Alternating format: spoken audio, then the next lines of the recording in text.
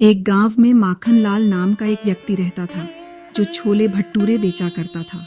माखनलाल एक दयालु व्यक्ति था और उसके छोले भटूरे गांव में काफी प्रसिद्ध थे। जो भी गरीब व्यक्ति माखनलाल के ठेले पर आता था उसे वह मुफ्त में छोले भटूरे खिलाता था।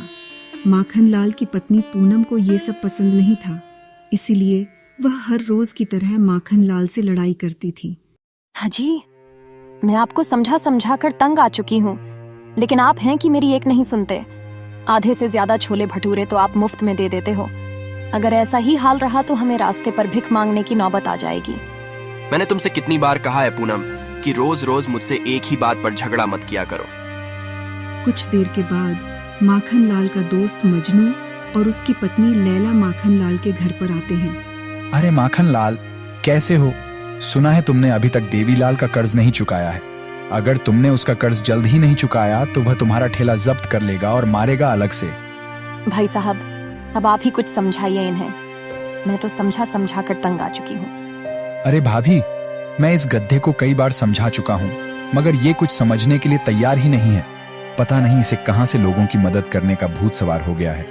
अगर ऐसा ही चलता रहा तो एक दिन इसे मदद की जरूरत पड़ जाएगी। मजनू की बात सुनकर मजनू की पत्नी लैला बोली, अरे ये सब छोड़ो, सुनो पूनम, आज मेरे पति मुझे सोने का हार खरीद कर देने वाले हैं। ये तो बड़ी ही अच्छी बात है लैला। कम से कम तुम्हारा पति तुम्हारे बारे में सोचता तो है। अब क्या करें, मेरे पति हैं ही इतने अच्छे। मैं जो भी मांगती हूँ मुझे वह ला कर देते हैं। काश मेरे पति भी मेरे बारे में इतना सोचते तो आज मुझे इतना दुख नहीं झेलना पड़ता था। अच्छा, तो अब हम चलते हैं। हमें सोनार के पास सोने का हार खरीदना है। लैला और मजनू वहाँ से चले गए और पूनम गुस्से में वहाँ से चली गई। दूसरे दिन माखनलाल अपने छोले भटूरे का ठेला लेकर बाजार में चला गया। माखनलाल के बगल में ही गांव के मुखिया का काश आदमी परेश भी ठेला लगाता था। परेश माखनलाल को देखकर बोलता है, क्या आज भी तुम सारे छोले भटूरे मुफ्त में बांट दोगे? परेश भाई, मैं सिर्फ गरीबों से पैसे नहीं लेता हूँ। अरे बेवकूफ, यहाँ तो सारे गरीब ही छोले भटूरे खाने आते हैं। तुम तो ऐसे कह रहे हो जैसे ज्यादातर अमीर लोग ही छोले भटूरे खाने आते हैं। तेरी ये गरीबों को मुफ्त में खिलाने की आदत मुझे बर्बाद कर रही है। अरे परेश भैया, किसी गरीब को खाना खिलाना तो पुण्य का काम होता है। आपको इसमें क्या तकलीफ हो रही है? लगता है तू ऐसे नहीं मानेगा। अब तो तुम्हारी शिकायत मुखिया से करना ही पड़ेगा। इतना कहकर परेश अपना ठेला लेकर मुखिया के पास चला गया। परेश को गुस्से में देखकर मुखिया बोला, क्या बात? मुखिया जी, वो माखनलाल मेरे ही ठेले के बगल में अपना ठेला लगाकर लोगों को मुफ्त में छोले भटूरे खिला रहा है। ऐसे में कोई भी मुझसे छोले भटूरे नहीं खरीद रहा है। सभी उसके मुफ्त छोले भटूरे खा रहे हैं। परेश की बात सुनकर मुखिया बोला, तू चिंता मत कर, मेरे पास एक उपाय है। इस माखनलाल को गरीबों को मुफ्त में खाना खिलाने की चुल मची है ना। आज के बाद इस माखनलाल के पास इतने गरीब खाना खाने जाएंगे कि वह खुद गरीब हो जाएगा। मुखिया जी, आप क्या कह रहे हो? मुझे कुछ समझ नहीं आ रहा है। अगर तुझे समझ आ जाता तो तू मेरी जगह पर ना होता। अब देखते जाओ मैं क्या करता हूँ। तू यहाँ से चला जा। परेश वहाँ से चला गया। अगले दिन मुखिया ने अपने लोगों को घर बुलाया और उनसे कहा, सुनो, तुम सबको मेरा एक खास काम करना है। आज से तुम लोग सब माखनलाल के ठेले पर गरीब बनकर जाओगे और उसके छोले भटूरे मुफ्त में खाकर आओगे। अब मैं देखता हूँ कि ये माखनलाल आखिर कब तक मुफ्त में छोले भटूरे खिलाता है।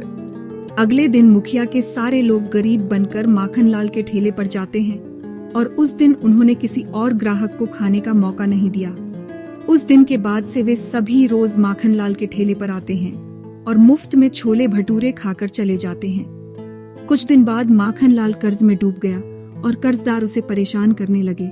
माखनलाल अपने ठेले पर परेशान बैठा था, तभी मुखिया और उसके आदमी वहां आ जाते हैं। क्या बात है माखनलाल, आज तुम बहुत परेशान दिखाई दे रहे हो। ऐसी कोई बात नहीं है मुखिया जी।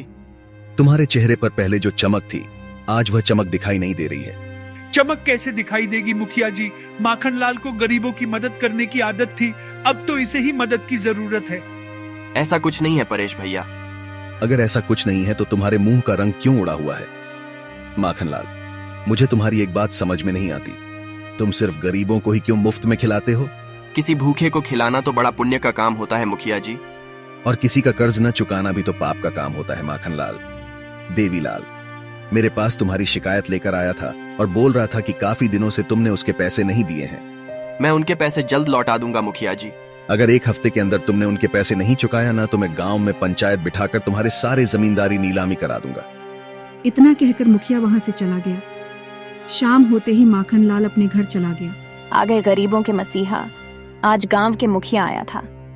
तुम्हें पता है उसने मुझे कितनी जिल्लत किया। पता है मुखिया ने मुझे भी भारे बाजार में बेइज्जत किया। मेरी तो ये सोचकर हालत खराब हो रही है कि 1 हफ्ते के अंदर इतने सारे पैसों का बंदोबस्त कैसे करूं। अब यही दिन देखने को बचा था। हमारे पास यही एक घर बचा था। अब लगता है तुम्हारी वजह से यह घर भी हमारे हाथों से चला जाएगा। इतना कहकर पूनम वहां से चली गई। बेचारा माखनलाल रात भर नहीं सो पाया। अगले दिन माखनलाल अपना ठेला लेकर गांव की तरफ चल दिया। माखनलाल एक पेड़ के नीचे अपना ठेला खड़ा करके रोने लगा। हे भगवान, मैंने सुना था कि तुम हमेशा दयालु लोगों की मदद करते हो। मैंने तो गरीबों को मुफ्त में खाना खिलाकर पुण्य का काम किया था, पर मुझे क्या मिला? बेइज्जती। सब मेरा मजाक उड़ाते हैं। अब तो मेरा घर भी नीलाम होने वाला है। अब मैं किसी भी गरीब को मुफ्त में नहीं खिलाऊंगा। मुझे माफ कर देना भगवान, मेरे पास इसके अलावा कोई चारा नहीं बचा है। कुछ देर बाद माखनलाल गांव में ठेला लेकर आ गया और आज उसने किसी को मुफ्त में छोले भटूरे नहीं खिलाया। थोड़ी देर बाद बूढ़े पति पत्नी उसके पास आकर खड़े हो जाते हैं। हमने सुना है कि बेटा तुम गरीबों को मुफ्त में खाना खिलाते हो। हम पति पत्नी 2 दिन से भूखे हैं। भूख से हमारी हालत खराब है। क्या तुम हम दोनों को छोले भटूरे खिला सकते हो? माफ करना बाबा, आज मैं किसी को भी मुफ्त में नहीं खिलाऊंगा। ठीक है बेटा, जैसी तुम्हारी मर्जी, मगर मेरी पत्नी को कुछ खिला दो। वह बेचारी काफी दिनों से बीमार है। मेरी मजबूरी समझो बाबा। मैं किसी को भूखा नहीं देख सकता हूँ, मगर मैं कर्ज में डूब चुका हूँ। अगर मैंने कर्जदारों के पैसे नहीं लौटाए तो वे मेरे घर को नीलाम कर देंगे। मेरे पास पैसे तो नहीं है बेटा, पर हाँ, मेरे पास एक फूल है। क्या तुम उस फूल के बदले मुझे और मेरी पत्नी को छोले भटूरे खिला सकते हो? बाबा, मैं भला फूल का क्या करूंगा? मुझे पैसों की जरूरत है। गरीब की दी हुई चीज कभी बेकार नहीं जाती बेटा। एक ना एक दिन वह काम आ ही जाता है। उपहार समझकर रख लो बेटा। माखनलाल को उस बुजुर्ग पर बहुत दया आता है और कहता है, ठीक है बाबा, तुम दोनों जितना खा सकते हो खा लो। उस बुजुर्ग ने माखनलाल को एक फूल दिया। माखनलाल उन दोनों के लिए गर्मा गर्म छोले भटूरे बनाने लगा। देखते ही देखते वो दोनों पति पत्नी माखनलाल के सारे छोले भटूरे खा गए। माखनलाल उन दोनों को देखता ही रह गया। उसने देखा उसके ठेले पर अब कुछ भी नहीं बचा था। माखनलाल अपने घर चला गया। क्या हुआ? आज इतना जल्दी कैसे आ गए? कहीं आज भी सारे छोले भटूरे दान करके तो नहीं आ गए? पूनम, इस वक्त तुम मुझसे बात मत करो। अरे तो फिर किससे बात करूं? दीवारों से बात करूं क्या? मेरी तो सोच सोच कर हालत खराब हो रही है कि पंचायत में क्या होगा। वैसे तो तुम रोज रात को घर लौटते थे, आज क्या हुआ? माखनलाल पूनम को सारी बात बताते हैं कि आज क्या हुआ था। हे भगवान, मैं इस आदमी का क्या करूं? इसने मेरी जिंदगी नरक बना दी है। अरे तुम्हें उन दोनों को सारी छोले भटूरे खिलाने की क्या जरूरत थी? मुझे लगा था कि वो 2 या 3 से ज्यादा नहीं खा पाएंगे, लेकिन उन्होंने तो देखते ही देखते सारा ठेला साफ कर दिया। तुम पागल हो गए हो क्या? एक फूल के बदले भला कौन छोले भटूरे खिलाता है? देखो पूनम, मैंने उन्हें फूल के बदले छोले भटूरे नहीं खिलाया। वो काफी दिनों से भूखे थे, इसीलिए मैंने उन्हें छोले भटूरे खिलाया। अब तुम कर्जा कैसे चुकाओगे?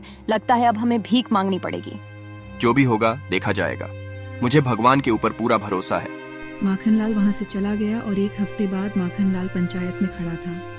क्यों रे माखनलाल, पैसे लाया है? पैसों का इंतजाम नहीं हो पाया मुखिया जी, कुछ दिनों की और मोहलत दे देते। नहीं माखनलाल, अब तो तुम्हारे घर की नीलामी होगी। ऐसा मत कीजिए मुखिया जी, मेरी बहुत बेइज्जती हो जाएगी। थोड़ी देर बाद वहां माखनलाल की पत्नी पूनम आ जाती है और मुखिया के मुंह पर पैसे मारती है और कहती है, ये लो, तुम्हारे पैसे आइंदा मेरे पति के ऊपर आंख उठाकर भी मत देखना। तुम ये पैसे कहाँ से लेकर आई? तुम्हें इससे क्या मतलब? मैंने पैसे तुम्हारे मुंह पर मारा है, अब वो उठाओ और यहाँ से चले जाओ। माखनलाल पूनम से आहिस्ता से पूछता है, पूनम, ये पैसे तुम कहाँ से लेकर आई? गुस्से में आकर मैंने वह फूल के 2 टुकड़े कर दिए और अचानक उसमें से तेज रोशनी निकलने लगी और एक आवाज आई, जो मांगना है मांग लो। तो मैंने ढेर सारे पैसे मांग लिए। माखनलाल और पूनम वहां से घर चले गए और खुशी खुशी अपना जीवन बिताने लगे।